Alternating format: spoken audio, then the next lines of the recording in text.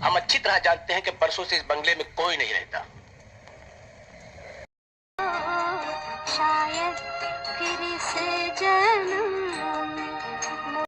Classic फिल्मी बातें में आज बात करेंगे 1964 में आई फिल्म वो कौन थी की। वो कौन थी फिल्म के कुछ अनसुने राज, वो कौन थी फिल्म की अनसुनी कहानियां। गुरुदत्त साहब एक फिल्म बनाना चाह रहे थे जिसका नाम था राज, लेकिन अचानक फिल्म की शूटिंग बंद हो जाती है। बाद में उनके ही शिष्य, उनके चेले राज खोसला ने उस स्क्रिप्ट में कुछ बदलाव किया और फिल्म वो कौन थी बनाई। छोड़ कर तेरे प्यार का दाम। ये फिल्म विकी कॉलिंस के उपन्यास द वुमेन इन व्हाइट से प्रेरित थी। हालांकि उपन्यास की पूरी कहानी नहीं थी, लेकिन उपन्यास में जो कहानी थी उस पर आधारित ये फिल्म थी। फिर से जन्म मुलाकात। कौन थी फिल्म में एक बदसूरत भिखारिन का भी रोल था। फिल्म के एक सीन में इसकी जरूरत थी। राज खोसला साहब इसके लिए खास परेशान थे। बौनी बदसूरत महिला का रोल निभाने के लिए नेचुरली बदसूरत महिला मिल ही नहीं रही थी। इसी दौरान मनोज कुमार ने मुंबई के ताज होटल के पास एक महिला को भीख मांगते देखा, और जब महिला ने मनोज कुमार से भीख मांगा तो मनोज कुमार साहब डर गए। उसका चेहरा इतना भयानक था कि मनोज कुमार भी डर गए थे, जिसे देखकर मनोज कुमार को लगा कि क्यों ना इसी महिला को इस फिल्म में रोल दे दिया जाए। और इस तरीके से मनोज कुमार के कहने पर राज खोसला ने उस भिखारिन को अपनी फिल्म में रोल दिया था।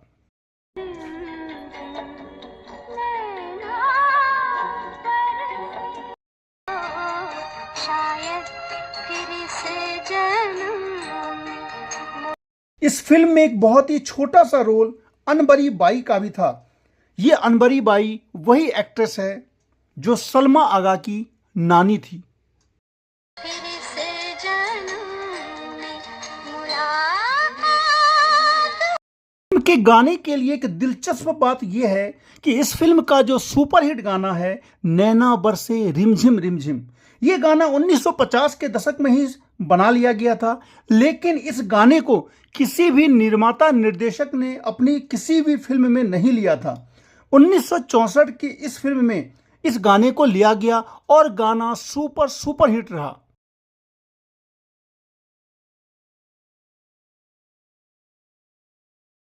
लग जा गले ये फिर हंसी रात हो ना हो, ये जो गाना है वो कौन थी फिल्म का।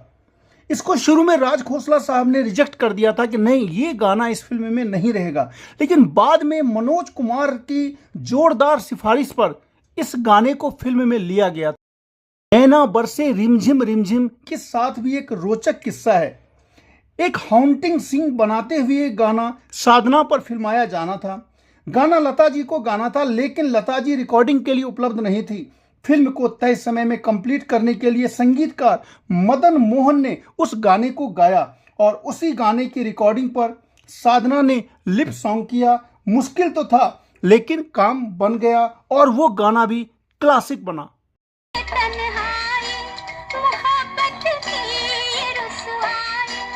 फिल्म के रिलीज डेट पर उसका प्रिंट डिस्ट्रीब्यूटर को भेजा जा चुका था। तभी अचानक प्री रिलीज रिव्यू में एक गड़बड़ी देखी गई। देखा यह गया कि जब साधना को क्लाइमेक्स के एक दृश्य में मृत दिखाना था तो एक शॉट में उनकी आंखों की एक झपकी देखी जा रही थी। पहले शो से जस्ट पहले एडिटिंग करना जरूरी था। निर्माताओं के बीच एक आपातकाल की स्थिति आ गई। शुक्रवार को रिलीज था और एक दिन पहले इतनी बड़ी एडिटिंग बाकी रह गई थी। फिर से जन्म मुलाकात। फिल्म के एडिटर DN पाई थे और उनके असिस्टेंट थे वमन भोसले। वमन भोसले ने बड़ी खूबसूरती से इस फिल्म की लास्ट एडिटिंग की और साधना की जो आंख ब्लिंक कर रही थी उसको ठीक किया और फिल्म ने सफलता के सारे रिकॉर्ड तोड़ दिए थे। के मुख्य कलाकारों में मनोज कुमार, साधना, प्रेम चोपड़ा, मोहन चोटी। शायद फिर से जन्म। चोपड़ा का रोल बहुत ही छोटा था, चंद मिनटों का रोल था, लेकिन उन्होंने एक सशक्त विलेन का रोल निभाया। इस फिल्म के बाद प्रेम चोपड़ा लगातार कई दशकों तक फिल्मी पर्दे पर खतरनाक विलेन बने रहे। भारतीय सिनेमा के इतिहास में अब तक की सबसे बड़ी मिस्टीरियस फिल्म वो कौन थी को माना जाता है। इस फिल्म को डायरेक्ट किया था राज खोसला ने। सस्पेंस थ्रिलर कमाल का था। दर्शकों को लास्ट में जाकर के रियलिटी का पता चलता है। फिल्म को पूरी तरीके से सस्पेंस बनाकर रखा गया है कि मरीज को देखना है जी, और वो मरीज कोई खूबसूरत लड़की थी। उनके सफल होने के बाद साधना को मिस्ट्री गर्ल कहा जाने लगा। इसके बाद राज खोसला ने साधना के साथ अनीता और मेरा साया फिल्म बनाई जो काफी सस्पेंस मूवी थी। साधना को इसके बाद मिस्ट्री गर्ल कहा जाने लगा। फिल्म ने सफलता के सारे रिकॉर्ड तोड़ दिए थे। राज खोसला ने मनोज कुमार को फिल्म के सफल होने के बाद एक कार भी गिफ्ट किया था।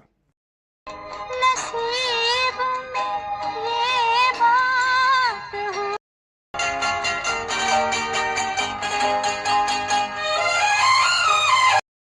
आप क्या लेने आए हो?